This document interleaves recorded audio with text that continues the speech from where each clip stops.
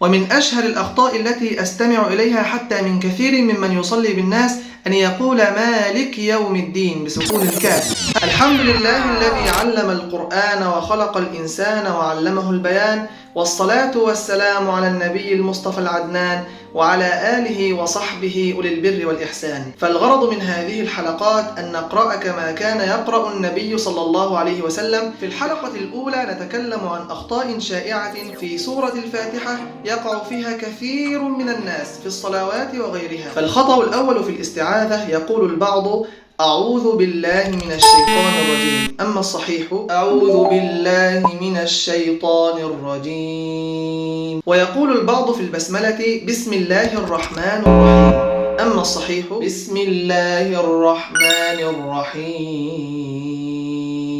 ومن أشهر الأخطاء التي أستمع إليها حتى من كثير ممن يصلي بالناس أن يقول مالك يوم الدين بسكون الكاف، أما الصحيح الرحمن الرحيم مالك يوم الدين. إياك نعبد وإياك نستعين.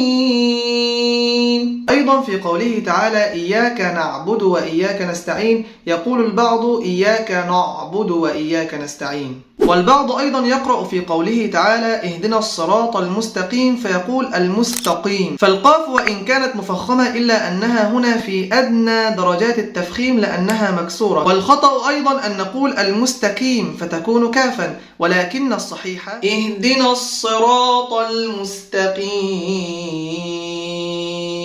وفي قوله تعالى صراط الذين أنعمت عليهم، هناك من يقول أنعمت عليهم وهذا خطأ، وهناك من يقول أنعمت عليهم وهذا أيضا خطأ. أما الصحيح صراط الذين أنعمت عليهم. وفي قوله تعالى المغضوب عليهم، هناك من يفخم الميم لأنها جاورت حرف الغين فيقول المغضوب عليهم وهذا خطأ، وهناك من يرقق الغين من أجل الميم فيقول المغضوب عليهم وهذا أيضا خطأ. والصحيح أن نقول أنعمت عليهم غير المغضوب عليهم. قوله تعالى ولا الضالين، هناك من يقول ولا الضالين فيفخم اللام لأنها جاءت بجوار الضاد ولكنها مرققة، هكذا نقرأها ولا الضالين.